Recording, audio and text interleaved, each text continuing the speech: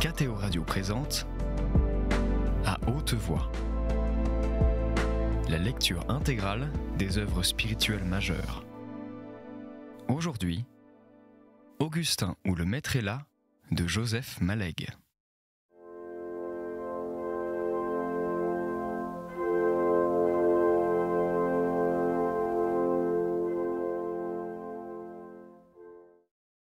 Il se repaissait de sa vue, tout à son aise. La distance effaçait l'indiscrétion de ses regards.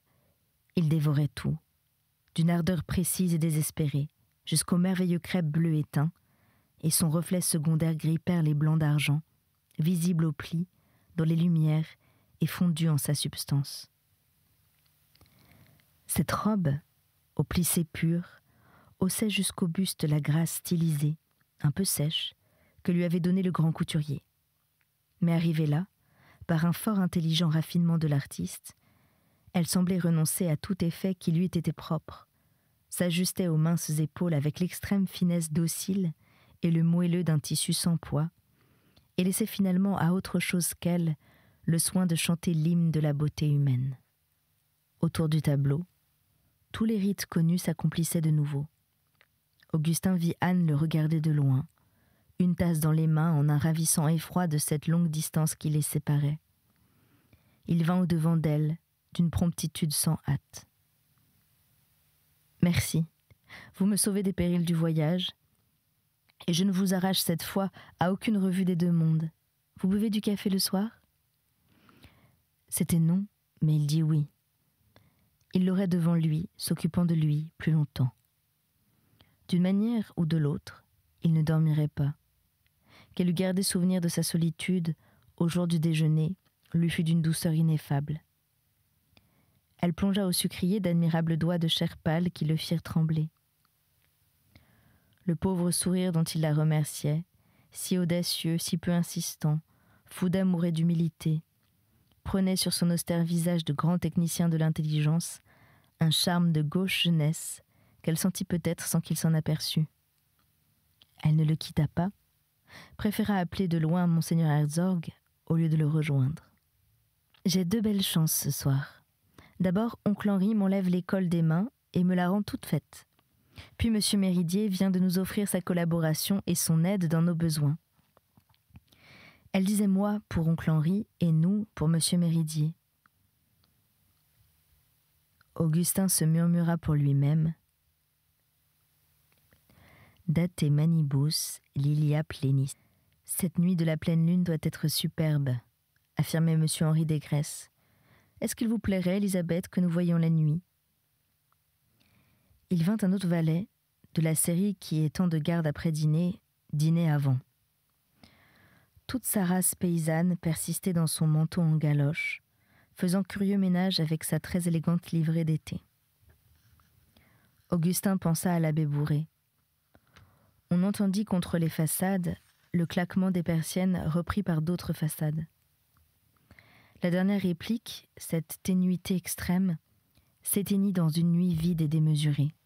« Oncle Henri, dit Anne, monsieur Méridier est en train de nous expliquer en quoi une école à but religieux doit s'accommoder d'une philosophie indépendante comme la sienne. » Plus que s'accommoder, mademoiselle Anne.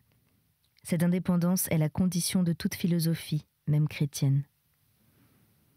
Et la gravité douce et tendue avec laquelle il lui parlait pouvait s'interpréter comme un hommage à l'intelligence qui perçait dans sa grâce attentive.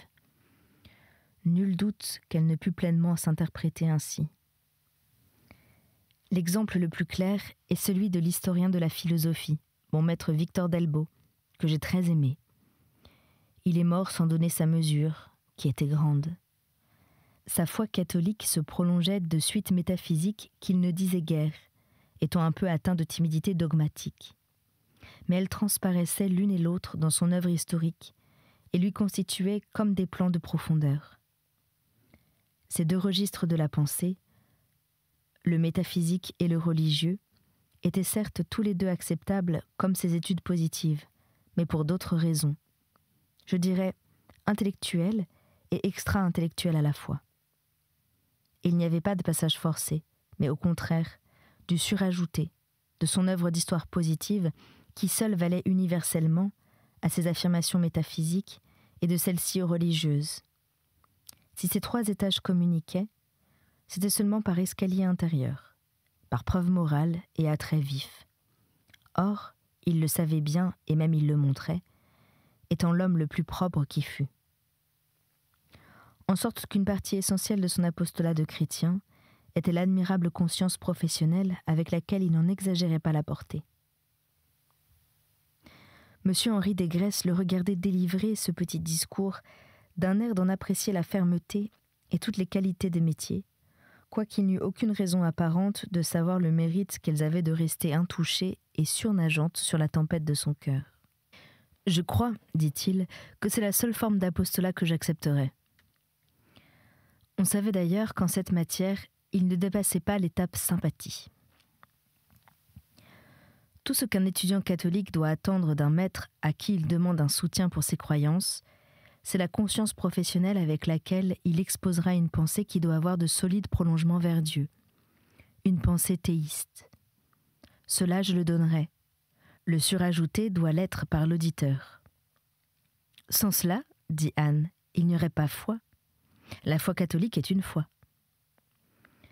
La foi catholique est une foi, reprit Augustin, répétant Anne d'un ton sourd et rude et le front baissé, pour éviter les ardents yeux sombres posés sur lui, se demandant s'il avait dit assez pour l'empêcher de prendre son goût des choses religieuses pour une fois, au sens fort, s'il n'était pas resté en deçà de la sincérité absolue qu'il fallait éperdument lui offrir, et aussi parce qu'il ne l'avait jamais vue passionnément belle et transparente jusqu'à l'âme, et qu'il désirait se jeter à terre devant elle, baiser le bas de sa robe et lui tendre désespérément les bras.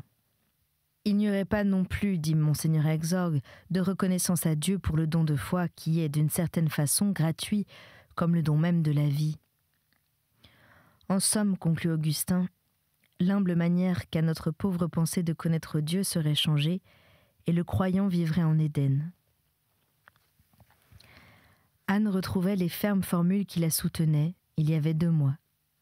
On sentait pénétrer dans le salon une odeur d'eau froide et de parterre nocturne, émanée, semblait-il, des terrasses immédiates, mais née en réalité à une longue distance et atténuée sur la route.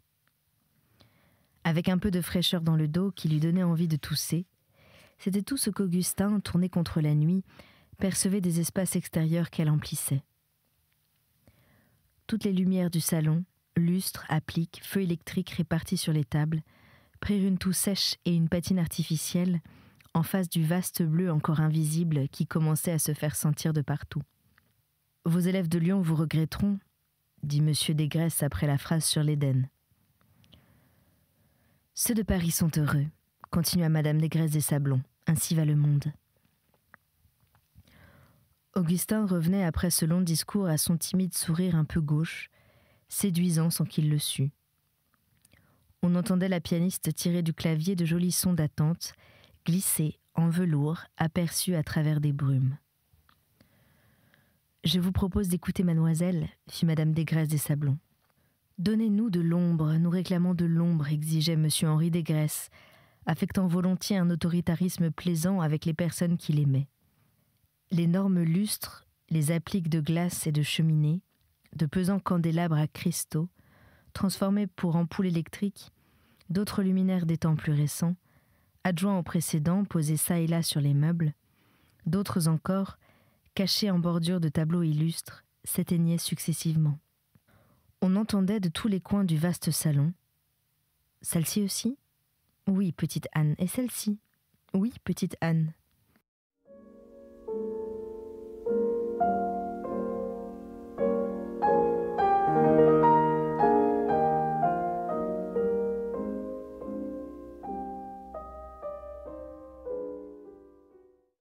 Une tapisserie de scènes de chasse, aux perspectives trop profondes, au premier plan tassé, au ciel un peu vide, très lumineuse à cause de cela, fut la dernière à partir. La luminosité baissait chaque fois d'un degré brusque. Il n'y eut bientôt plus que de l'ombre, et les appliques du piano éclairèrent comme les veilleuses dans la grande abbatiale de jadis. Augustin s'était placé vers l'une des baies ouvertes sur le parc. Admirable point de vue, retiré, central. le dos de la pianiste faisant écran contre le halo rose. Anne, assise près d'elle, immobile, attentive, flexible, comme auprès de sa tante avant le dîner, baignée dans ce sombre rose. Lui voyait vaguement le fauteuil où Monseigneur Herzog était seul, et aussi le canapé où des autres se parlaient à voix basse à l'extrême fange de la lumière. Lui-même, la pleine ombre l'absorbait, isolé, invisible, face à face avec ses sentiments. Il se trouvait très libre d'en mesurer les ravages et les renouvellements, de se demander où il en était, où il était, et de se répondre qu'il n'en savait rien. Il s'était dit, il y avait quelques semaines, au début de tout ce déchirant lyrisme, se rappelant M. Henri Desgresses, sa belle-sœur, et la juxtaposition de leurs deux vies manquées, que ce n'était pas lui qu'on verrait jamais tourner enchaîné autour d'un impossible amour. Or, c'était cela même que sur leur modèle il allait faire, si toutefois on le lui permettait. De se savoir ainsi asservi, il savourait une joie reposée, totale, consubstantielle à son âme, pleine comme l'accord parfait, augmentant à mesure qu'il en éprouvait les ressorts, occupant tout son volume intérieur, comme on se carre dans un fauteuil. C'était ainsi. Suivant les lois passionnelles, la décision acceptée lui laissait un grand calme, avec un peu de distance, de réaction, de recul et de froid, pour se comprendre et se juger. À condition, bien entendu, que se juger signifiât se soumettre et consentir. Il consentait, mais voyait clair. On était en pleine chimère, et selon les règles de tout irréel, le heurt que la dure vérité des choses, un jour ou l'autre, viendrait bien. Chimère que cette nuit, que cette lune, lieu commun de tous les développements romantiques. Chimère que cet astre en laiton clair qui fait les paysages bleus. Chimère que l'assimilation de sa conduite à celle de ces deux autres, à ce drame sans drame dont il ne savait rien, tout était chimère, hors la voracité de son cœur. Peut-être aurait-il dû commencer d'aimer suivant des voies raffinées à des développements lents, avec des débats, des retours, et tous les jeux classiques des anatomies sentimentales, des jalousies génératrices et des tactiques de froideur. Quelque chose avait choisi autrement pour lui, dans les hérédités de sa vie, dans son cœur affamé et simple de planézard des hautes terres. Quant à savoir s'il serait heureux ou torturé, et même ce qu'il était en ce moment juste, que d'autres, plus malins, le disent. Lui ne pouvait pas. Il allait vivre au jour le jour, et d'heure en heure, recueillant l'une après l'autre les joies que ces heures lui abandonneraient, chevauchant le présent en équilibriste, indifférent aux deux versants du temps. 8 ou 10 notes brillantes, cristallines et solitaires, sortirent enfin du grand piano, belles de leur seul timbre magnifique. Elles éclatèrent, moururent non pas en une décroissance uniforme, mais par distinction ondulée, éloignement spiralé de lutins giratoires et danseurs, occupant alternativement sur chaque spire un point plus proche, un point plus loin des hommes. Augustin sentit que la musique allait être homogène à tout ce que renfermait son amour, mais de plus, délicatement suggestive d'émotions différentes, ce qui est le propre de toute sympathie et de toute consolation. Elle lui serait confidente et douce. Même le fait qu'elle allait naître de cette nuit comme du seul milieu possible, l'apparenterait à ses propres moments passionnés. Le recueillement nécessaire à la musique, conseillant même qu'on fermât les yeux, une nuit spéciale, interne, humaine, ajoutée à la nuit sidérale, ferait le vide autour des sons pour les introduire en une âme déblayée et rendue déserte, propre à toute empreinte qu'ils allaient y déposer. Cependant, les suggestions du grand piano durent au préalable s'assurer de leur conformité avec l'état de sensibilité précis et violent où se trouvait leur auditeur et du synchronisme de leurs deux mesures. Elles échouèrent d'abord à percer son émotion compacte. La pianiste débuta par une pièce de tambourin et de grelot, bouderie de comédie, trompette de toréador, artifice de son maintenu sur une matité terne, comme de longs aveux sournois, ombre moite ménagée dans les soleils de la rousse Espagne. Aucune de ces choses ne pénétrait comme elles eussent fait jadis. Aucune ne se reflétait sur les facettes de son trouble. Augustin n'avait que faire des gaietés castillanes et des décors roux. Mais le second morceau fut très différent. Faute d'une culture qu'il n'avait pas, Augustin ne put savoir quelle composition précise de Chopin, quelle ballade, quelle valse ou quelle nocturne se jouait là, mais ceux qui l'écoutaient semblaient le connaître parfaitement. Sans préparation, ni rien qui la fît pressentir, une phrase d'une limpidité impérieuse, perçant toute clôture de chair et de langage, entra en lui comme un archange en un jardin. Cette fois, la musique avait compris. Elle extrayait son amour des cachettes où il se nourrissait en souffrant. Elle l'en dépossédait, le purifiait de l'obscur et de l'individuel, le lui rendait expliqué, ennobli d'universel, tout en le laissant lié à lui d'une sorte de filiation tremblante. Ce mélange de sérénité, de bouleversement, de bonheur et de désespoir qu'il avait renoncé à caractériser et à nommer, même à grands traits essentiels, que d'autres plus malins le disent, cet amalgame où les deux extrêmes se confondaient en une inexprimable exaltation commune, la pénétration fulgurante et minutieuse de la musique en avait tout de suite découvert la nature et lui en faisait explorer les détails. Augustin ne savait plus qui devançait. Qui était devancé, de son cœur ou de la musique, qui s'exprimait de lui ou d'elle, des grands thèmes interprétants ou de l'interprété, qui était lui-même, tant la lame de personnalité séparante se montrait traversable, tant le jeu de ses propres mouvements passionnés glissait clair et facile sur la surface huilée des sons. À cause de cela même, au milieu de son exaltation, il jouissait d'une sorte de loisir. Spectateur reconnaissant de sa propre émotion, il restait passif, conduit, porté. Il pleurait de passion, mais aussi de gratitude. Des larmes saccadées, retenues et libérées à la fois, déchargeaient un cœur prodigieusement compris et consolé.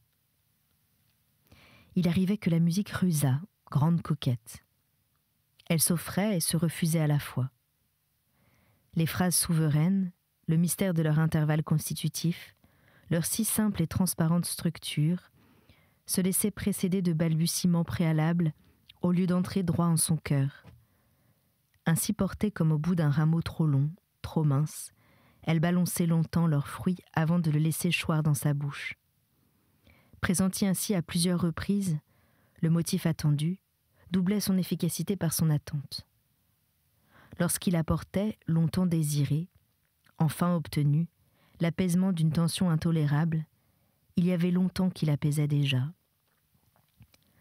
À un moment antérieur, dès avant que fût entendu le chant d'exaucement miséricordieux, un mécanisme fraternel, tout prêt à agir et préparé d'avance, avait commencé de libérer les larmes et la sérénité. Mais Augustin se rendit vite compte de la différence immense entre les émotions ordinaires et leur homonyme de la musique, et qu'il fallait changer le sens de ce dernier mot, sérénité.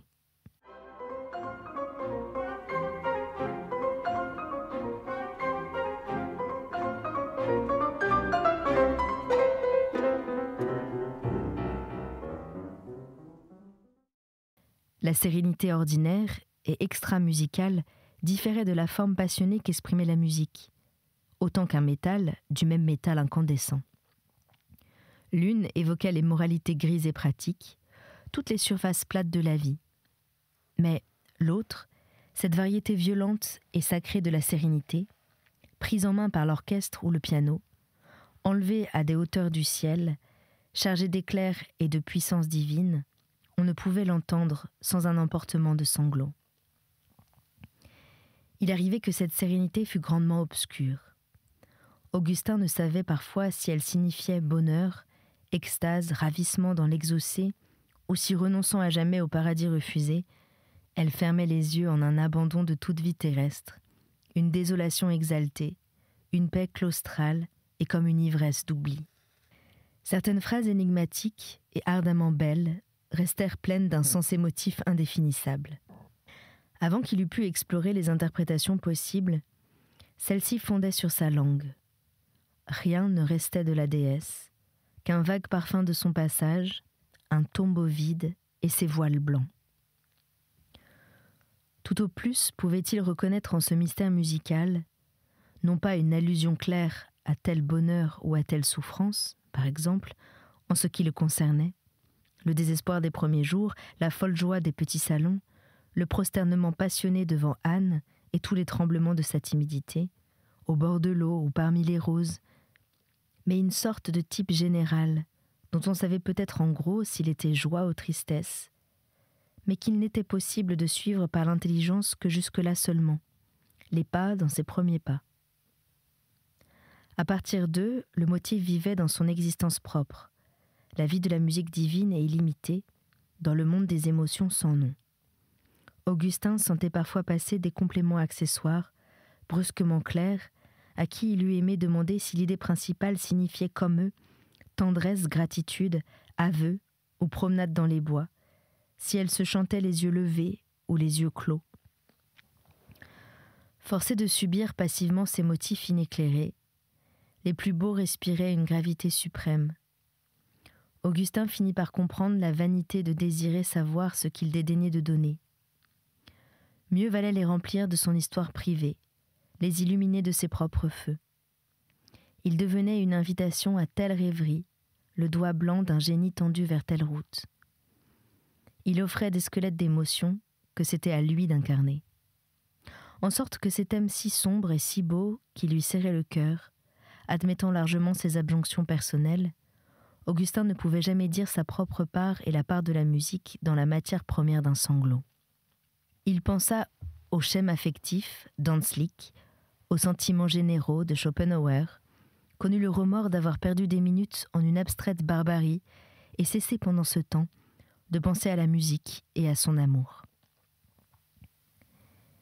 Il y eut à ce moment une sorte d'entracte, un temps de repos pendant lequel personne ne bougea. Anne était à peine visible aux marges du halo rose, simplifiée et stylisée par l'ombre. Les occupants du canapé y demeuraient, et Monseigneur Herzog les avait rejoints. Un certain chuchotement émana d'eux, puis tout redevint silence et attente. Tout se tint prêt pour les reprises de la musique. Seule habitante de ce salon disproportionné, elle refoulait sur les bords les 5 ou 6 consciences écoutantes, submergées par elle et fondues dans la nuit, totalement cachées par le triangle d'ombre d'une porte-fenêtre. Augustin put, jusqu'à l'assèchement complet de ses paupières, tourner impunément le dos au canapé et regarder l'espace.